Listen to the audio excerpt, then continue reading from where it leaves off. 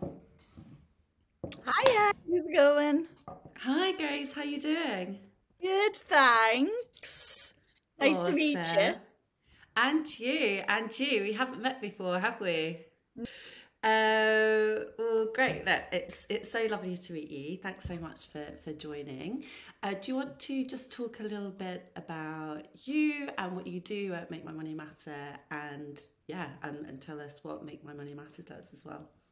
Yeah, of course. So I'm Grace De Bláca. I am a campaign manager at Make My Money Matter. So we were set up in 2020 and we're a people powered campaign. And basically, what we do is we work to make sure that people's money is aligning with their values because there's over 2.6 trillion pounds invested in UK pensions alone. So the potential impact that that could have is absolutely amazing. And the thing is, most people don't realise that in terms of their pensions, in terms of their bank, all these financial decisions that we do every day, they might not be aligning with your values. And so we think that it's really important that we use this money for good, that people are more empowered and have a bit more agency over their money, and we can, yeah, use it all for good. So in terms of what I do at Make My Money Matter, it's all about campaigning with the public, so raising awareness, showing the different ways that people can get involved, and also campaigning to businesses, to industry, to make sure that those pensions, those financial decisions are all doing good for the planet and aren't fueling the climate crisis. Okay, great. We'll talk about some of the specific ways that businesses and people can make a difference. But let's just describe the problem a little bit. This is going to sound dramatic for some people out there, but just to try and describe the problem, we're in the middle of a climate crisis. There's environmental breakdown. The planet's going to be fine, it will survive, but all living species, plants, animals, people are really suffering and being wiped out in some places in the world. Um, I'm angry, I'm sad, but had no idea that I'm actually profiting from all of this. I'm benefiting financially from this sort of destruction and this situation because of my pension, because my pension is invested in companies that are causing this type of harm. So pumping pollutants into the air, emptying the ocean, cutting down rainforests. Does that kind of describe it? Yeah, all that fun stuff, absolutely. Yeah. Kind of when our campaign was first set up, people like yourself, like me, who were doing all sorts of things or had all sorts of beliefs, found that their pension was invested in things that they don't agree with or wouldn't want. So, you have doctors invested in tobacco, you have people like you and I who really care about tackling the climate crisis who might be unwittingly invested in the very things that are causing it. You might have peace campaigners who are invested in weapons, and it's this kind of murky underworld that we don't necessarily know a lot about. And it's really important that we A, know what our money is doing, and B, are able to make conscious choices that align with it, because I think no matter what your views on any of those issues, I think most people would agree that you should be able to invest your money and profit off things that you actually believe in, not the things that go against every value you hold. Yeah. Are people generally shocked to understand that and to learn about that? Or are you finding that more and more people are becoming more aware of this issue and it's actually mainstreaming? So I think a lot of people are shocked. Like, speaking from my own personal experience, I never really thought about my pension, to be honest, before I actually started doing this type of work. And most people are the exact same. When we think about our pension, we think it's like locked away in some bank vault in Switzerland. We don't realise it's being actively invested. So I think it does shock people to realise what kind of things that money is invested in and what it's actually doing. But that being said, you know, since we launched our campaign, public awareness is growing. And that's really where that change is happening, because when people know what's happening with their money and want to advocate for better choices, that's when we see things start to shift. So we've got loads of businesses that have come on board with our Green Pensions Charter, which is about committing to aligning pensions with values. So you've got big names like IKEA and Tesco and Oxfam, you know, making these conscious decisions. You know, we've reached over 5 million people with our videos and our assets and stuff. So we're definitely seeing that shift in public awareness.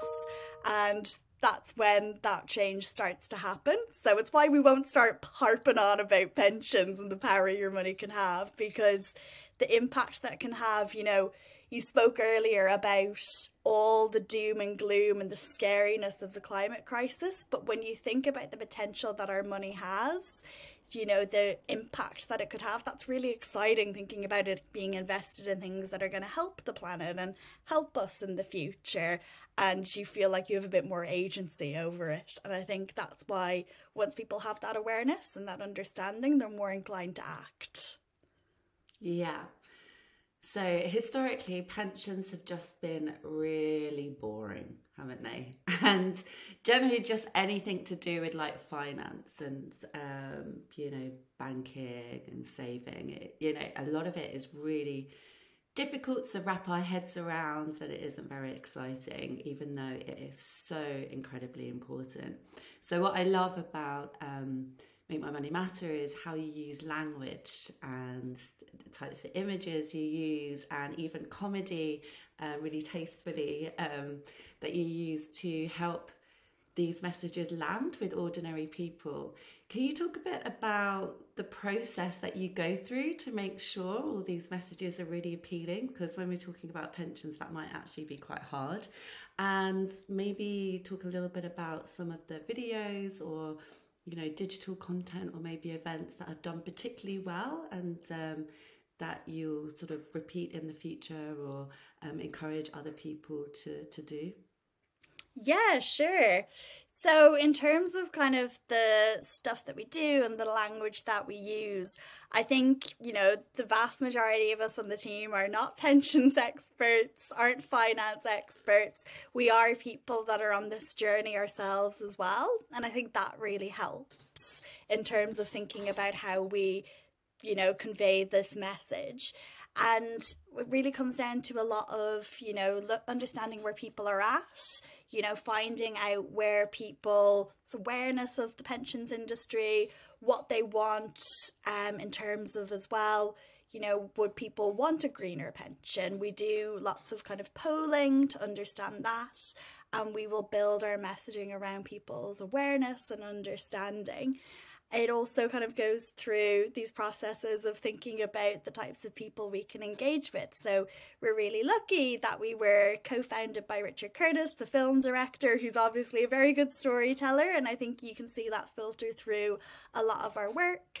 And you can also see that we're really lucky to have amazing ambassadors who'll come on board and be part of that message as well.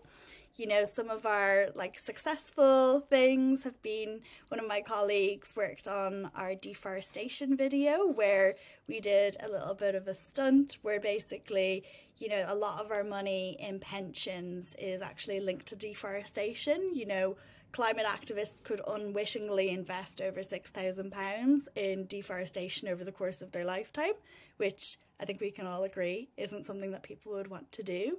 So what we did was we actually delivered some deforestation machinery to a house to kind of show that's what your money is actually invested in.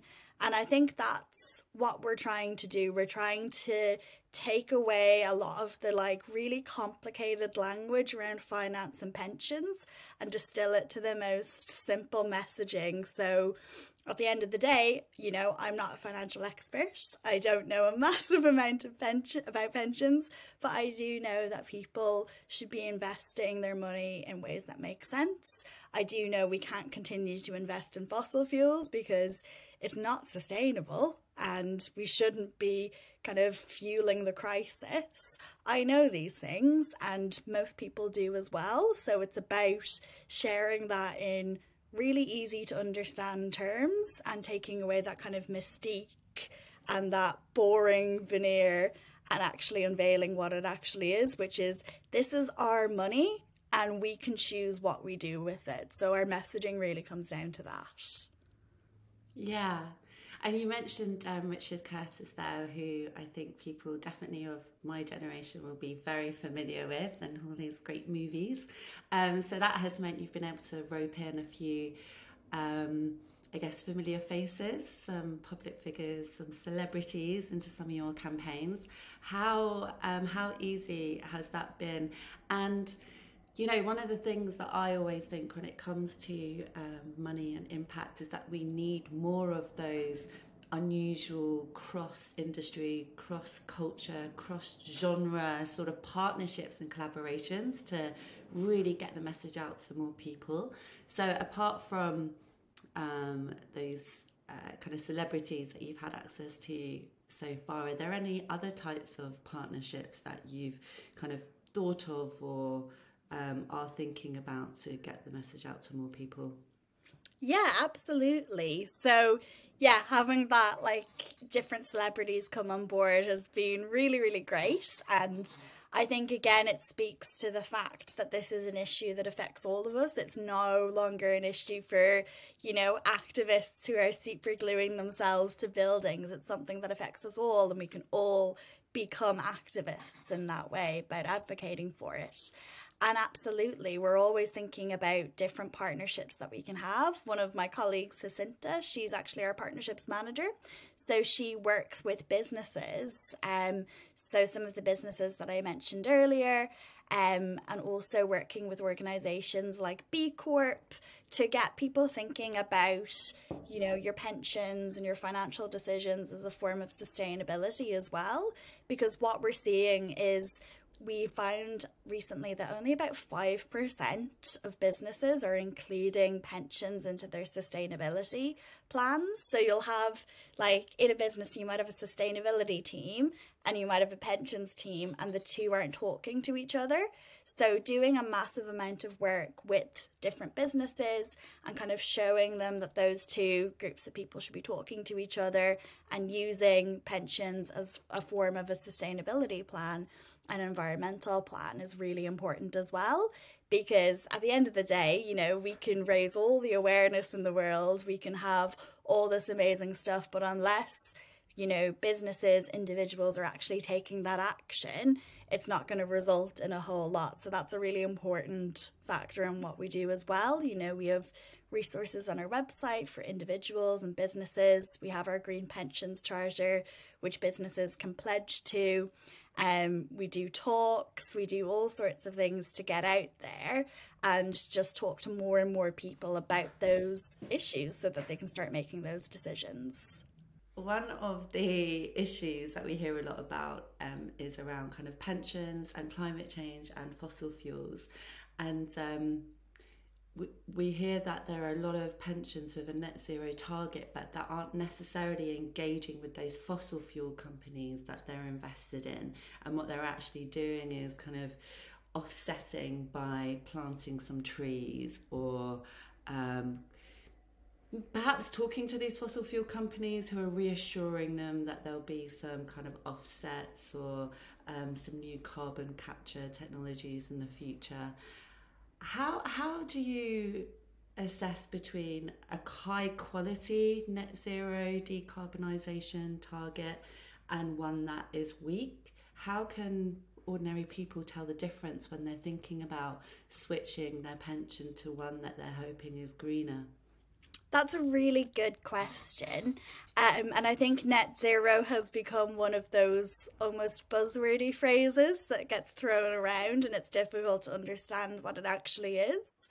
So to kind of explain it like in terms that I'm able to understand and that have worked for my brain, net zero is about reducing emissions as much as possible, and then those emissions that can't be reduced, offsetting them. So it's not a game of how many trees can we plant to offset all of our emissions. It is about reducing as much as possible, and then those bits that just can't be reduced for whatever reason, offsetting those. So I think if you're looking for terms of credibility in net zero targets, there's 1 year that you have to keep in mind, which is 2030, which we're coming up to. So 2030 is kind of generally the year that it's expected to have a reduction in emissions starting, and that brings you up to 2050. So you've got that 20-year gap. So if you're looking at different net zero targets, I think it's really important to ask, what are your plans to decarbonize and reduce emissions? And that question is going to tell you whether they're actually working to reduce emissions, or whether it's just a case of maybe a little bit of greenwashing and saying we're going to plant loads of trees and we'll use carbon capture in the future.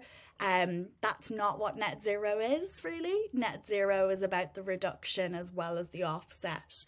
But you're right, a lot of net zero targets will focus very heavily on the offset.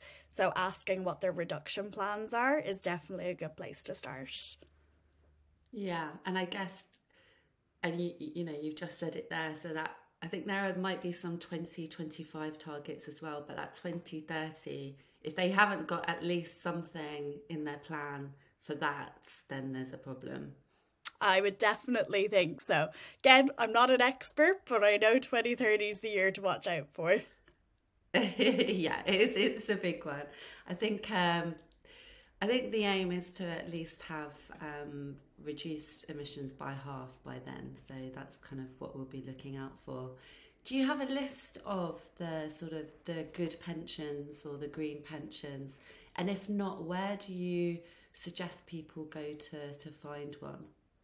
Yeah, so we don't have a list of pensions, but a really good place to start is Good with Money. They have really good resources. There's also organisations like the Ethical Consumer, which are a really good way to check there. And also, if you're in a position where maybe you're not able to necessarily change your pension provider, it's a really good opportunity to engage with them as well. So if you're in a position where your workplace isn't able to move their pension for whatever reason, don't despair. You can still, maybe move to a greener fund rather than a default fund. You can ask your pension provider those questions. You can engage with them on those issues like net zero. So it's really, there's lots of different ways that you can use your pension power for good. It doesn't necessarily need to be looking at a list and always going for the best one. And actually, we've seen lots of progress with industry leaders like Aviva, who have really, taken on the net zero challenge and worked with us. So it doesn't always need to be a case of they're not good now, and that means they never will be. Yeah. So in terms of the big environmental and social issues that you focused on, it looks like you started with sort of the fossil fuels and now moved over a bit more into deforestation. Can you talk a bit about why you chose deforestation as your next big issue, and perhaps speak to any other kind of new big issues that you'll be focusing on in the future? Yeah, sure. So in terms of deforestation, why we chose to work on that as well, it feeds into net zero. You can't have credible net zero plans unless you're focusing on deforestation as well, because quite simply, trees help absorb carbon. So if you're cutting down trees, then obviously that's going to mean that there's increased carbon emissions. So that was one of the reasons that we chose to work on it, because it is an environmental issue, but it also is an intrinsic part of reducing emissions and reaching net zero as well. And in terms of kind of things that we've got coming up, later this year, we're going to be moving into the banking space as well. And that's going to be focused on fossil fuel expansion and lending for fossil fuel expansion. So thinking about the different ways that the financial industry enables fossil fuels, enables deforestation, enables essentially all of the things that are going to cause global temperatures to rise and be unsustainable and unmanageable. Those are the kind of areas that we're looking at and moving into. Very exciting. I'm looking forward to seeing what you do around that topic. It's a big one. Can you talk some more about your supporters? You mentioned earlier that you've been reaching, I don't know, 5 million people. Is that just in the UK, or do you campaign beyond the UK? And what are they saying? You know, who are these real people, and what are they saying to you about their concerns and worries about the future? Yeah, so we're a UK-based campaign, but the financial service industry is a worldwide industry, and there's lots of great organisations around the world doing similar work who we link up with and chat with, and kind of help each other out. So it's definitely not just us working in this space. There's lots of other organisations doing really cool work around the world, and it's really fun and exciting to be able to kind of collaborate and talk to all those people. And then in terms of our supporters, the people who engage with our campaign, I think, you know, a lot of the people that engage with our campaign are the very people who are worried about the climate and are, you know, making changes. You know, I came to Make My Money Matter first as a supporter. I was supporting the campaign, signing the petition. It was because for me, I was making lots of individual choices and decisions in my life to help the climate crisis. I was vegan, I don't have a car, you know, all of these things lots of people are doing in their individual life. And I personally was really shocked to know that my money could be undermining those decisions and undermining those choices. But I was also quite excited about the prospect that, you know, my actions could be like supercharged by my pension and by my money. And I think lots of people that engage with our campaign who are supporters feel the exact same. You know, there's that sense of, what? I didn't know this, a little bit of outrage. But then I think there's also a lot of optimism to know about the power of our pensions. And I think that's something that's really helped us. And it's the reason that people do engage with our campaign is it's not all doom and gloom. There's a lot of optimism. There's a lot of things that we can do. There's a lot of power in our money and the world that we can build with it. And I think that's what excites people. I know it's certainly what excited me about coming to the campaign for the first time, is knowing that there was something really powerful I could do. Yeah, you talked a little bit there about being vegan and not having a car. I wonder if you want to give your 21 plus stat, because that's the one that I hear back to me more than pretty much any other stat when it comes to the power of our pensions. I'm hearing people that from outside of the industry and all sorts who I wouldn't expect to have heard the stat. So do you want to just share that? Yeah, absolutely. So we did some research with Route 2 and Aviva, and what we found was that by moving your pension from a default fund, which obviously lots of us are in because it's a default, and moving that to a greener fund, the impact that that could have in carbon emissions was 21 times greater than giving up flying and going vegetarian combined. And the thing is, that's not to say you shouldn't be doing those things. It's about making sure that your pension and your money complements the work that you're already doing rather than undermining it, and really supercharges those efforts. And yeah, it's a really wild stat to hear that it can be 21 times more effective than the things that most of us are told to do. And I think that's why people, you know, do talk about that stat a lot, is because when it comes to individual action, we all know it's important, but it can be difficult to understand the impact of it and to think if it will actually change anything. But when you think about, you know, that 21x stat, and you think about how much money is invested in UK pensions, and you think about if we were able to get everyone doing that, the impact that that could have, that's really exciting. Yeah, really exciting. And not just that pensions are more powerful than those things, but those things combined. I always have to emphasize that word. It's so important. It's, yeah, you can have such an impact. And you talked there about default pensions, and what we mean by that is the pension we kind of get given when we enter a new job. It's our workplace pension. What can we do with our employer? Because I imagine, you know, we can make our individual changes. It has all that impact. It's super worth it. But actually, if we were to get our employers to change the default and to make sure that everyone gets given the green option as standard, that could make a huge difference, couldn't it? So I know you're doing some work in this area. Do you want to just talk about that?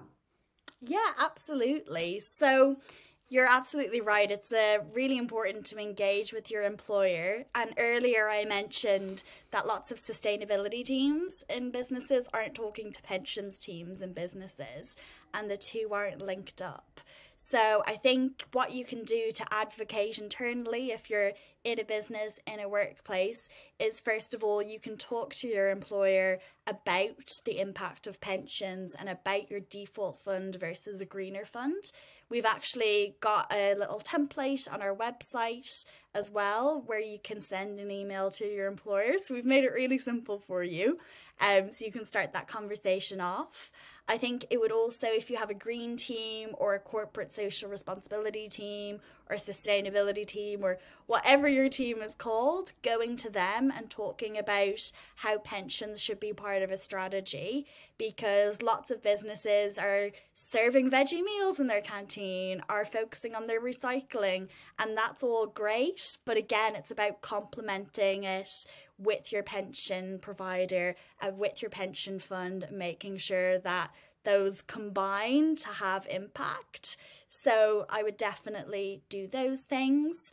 And then, you know, depending on how engaged your employer is with their pension provider, it can also be talking to the pension provider about their impact, because it is investors at the end of the day. We're all investors when it comes to our pensions, and that means when it comes to AGM season, for example, so annual general meeting, when these big business decisions are made, you know, through your pension provider, you could actually have a say in those businesses. So making sure that your pension provider is an advocate for good climate and sustainability policies as well.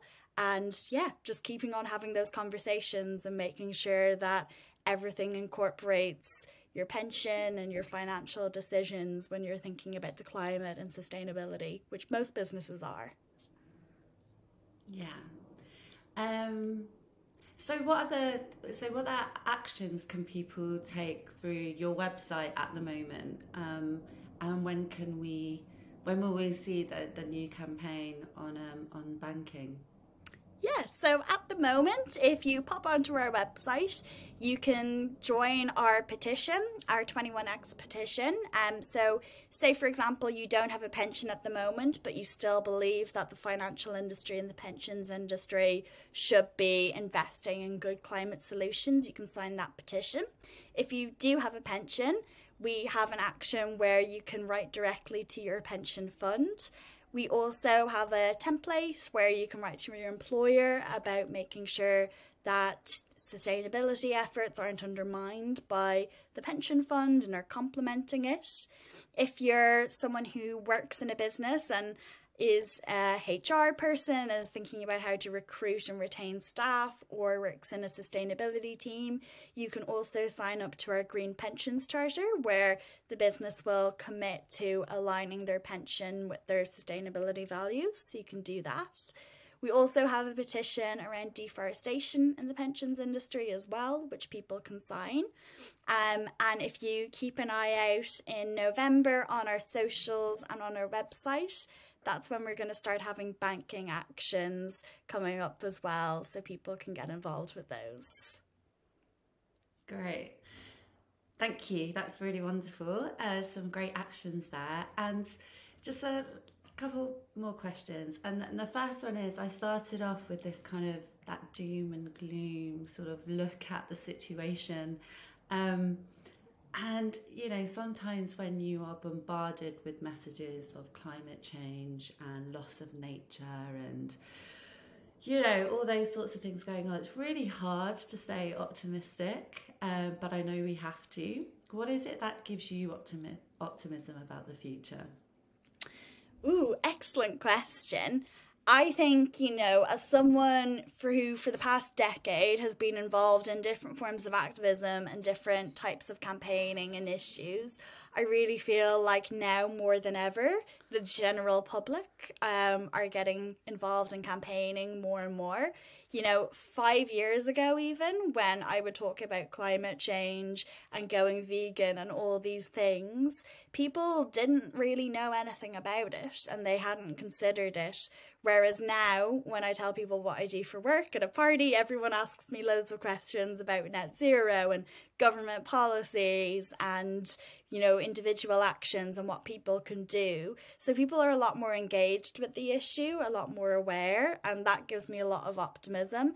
And then I think if you look at just the landscape of people taking different actions, you know, advocating for different things across different movements, it really feels to me like everyone is starting to really fight for a better world, and that gives me a lot of optimism. And then on those days where I do feel very gloomy and I'm wondering what the point is and whether anything will ever change, I think it's really useful to just like actually sit down and imagine the world that you want to be living in 30 years. And for me, it's one where, you know, we're not worrying as much about climate change. It's where we have access to nature. It's where we have more local services. It's where we have a proper public transport system that means people don't need to take planes or drive.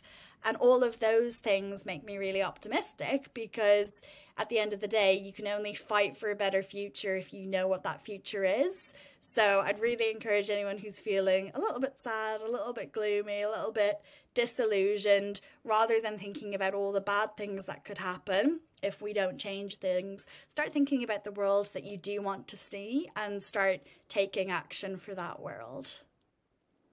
Yeah, that's a really great point. And my last question to you is around, you know, it's really easy to spend all day thinking about all the things that are wrong with the world, especially when we're working and do it in the space that we work in.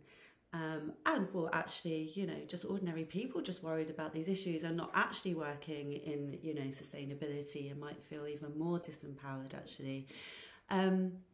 But one of the things that I've had to get good at recently is remembering what is beautiful about the world right now as well. How do you remember that? And do you have any tips for people to engage with what's good? Oh, I love that question. I think for me, you know, I'm really lucky. I live in the north. I live in Manchester.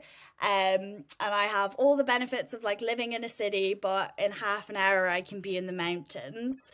And that's something that is really great and inspiring and beautiful about the world, is like looking at, it sounds cheesy, but the majesty of nature. I find that really inspiring.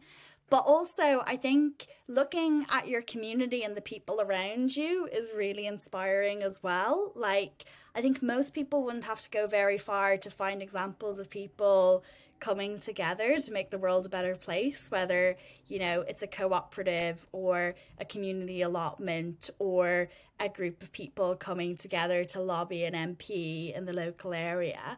You know, those things, unfortunately, don't make big news and they're not something we see in the media. But if you go out into your community, you'll find that those things do exist. And if for whatever reason they don't exist, like, you can set it up yourself and you can find those people who are thinking the same thing as you. So, you know, you've got your majesty of nature looking at the world around us, but then I think it's also really important to look at the people around you as well and the kind of values that people have and the work that people are doing. And that can be really inspiring, yeah, but also it helps sustain you and find joy and helps you continue on that journey, because I think anyone who is worried about the world or is doing any form of like campaigning or activism can testify to the fact that you need to have a lot of joy in your life in order to be able to do that. So definitely find the good things going on around you. Love that. Thank you so much, Grace. Honestly, it's been such a pleasure speaking to you, and I love the work that you and your team are doing. And yeah, I'm just looking forward to more of it. And I really hope that we'll have another chat again soon. Absolutely. It's been so lovely chatting to you too. Oh, great. Thank you. Thanks.